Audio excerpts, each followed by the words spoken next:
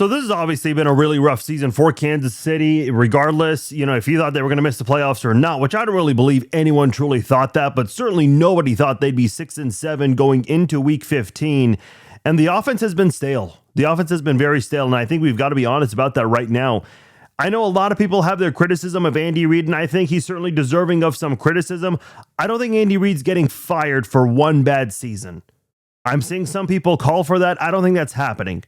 But there are some changes that must be made on the offensive side of the football. And let's start with the offensive coordinator, Matt Nagy. Listen, 2023 was Matt Nagy's first year as the offensive coordinator. That was the year where they had all those drops. And some people blamed coaching. Some people said, well, coaches aren't the ones dropping the pass. And I'll get to that one in a moment. But in 2023, you had all the drops.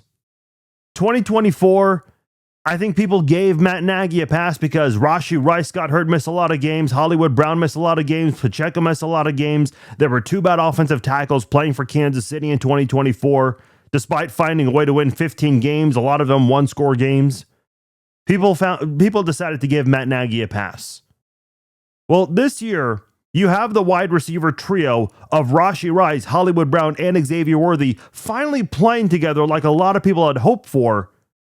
And the offensive line, it's been struggling lately, but they drafted Josh Simmons, they brought back Trey Smith, they made all these moves and invested on the wide receiver and the offensive line positions, but the offense still is not delivering here. You're seeing the same mistakes get made over and over again. We're seeing pressures get allowed to Patrick Mahomes. Mahomes has been sacked 18 times in the last 6 games. And the wide receivers, the drops continue to be an issue once again. I mean, at this point, why is that happening? They're not being held accountable. This is evidence because it's happening over and over again. And I think Matt Nagy has to suffer the consequences for it because he's been given too many opportunities, in my opinion. A couple of other coaches who've been given too many opportunities. I'm going to start with the wide receivers coach, Connor Embry. Again, 2 years ago, it wasn't just one wide receiver that was dropping passes. It wasn't just Marquez Valdes-Scantling. It was the entire wide receiver room across the board. I remember Justin Ross, who had all this hype coming out of college, but got hurt in 2022, so he didn't play. But in 2023, Justin Ross played a couple of snaps for Kansas City that season.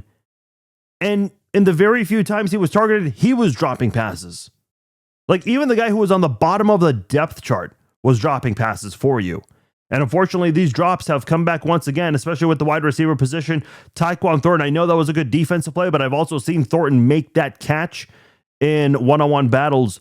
That's a play he's got to make. As effective as he's been this year, that's been maybe his only mistake of the year, but at the worst moment possible. Rice, 2 weeks in a row in the fourth quarter, crucial third or fourth down play, he drops a pass. It's happening over and over again. And I think the offensive line coach, Andy Heck, I think he's also got to go as well. I think he's been on borrowed time with this football team. I mean, this offensive line, they've invested so much in it, and they're just not playing well. They drafted Josh Simmons. They brought back they brought back Trey Smith. They gave Creed Humphrey an extension the year before. I mean, they've been doing all these things to try to keep the good offensive linemen on the team and try to bring in better offensive linemen. And the fact that Esapole, who did pretty well against Danielle Hunter, the fact that he was behind Wanye Morris on the depth chart, I don't know if that's on the offensive line coach, the offensive coordinator, the head coach. I mean, someone's got to bear the responsibility for that.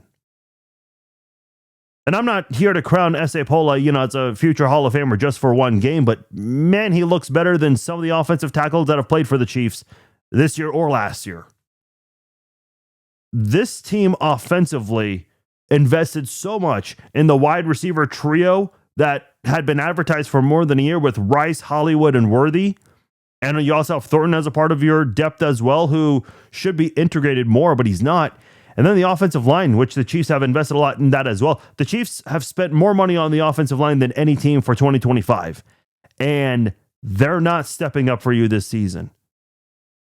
I think the offensive coordinator, offensive line coach, and the wide receivers coach, they've all been given plenty of opportunities. I think they're all honestly on borrowed time. I think those coaches must go this offseason.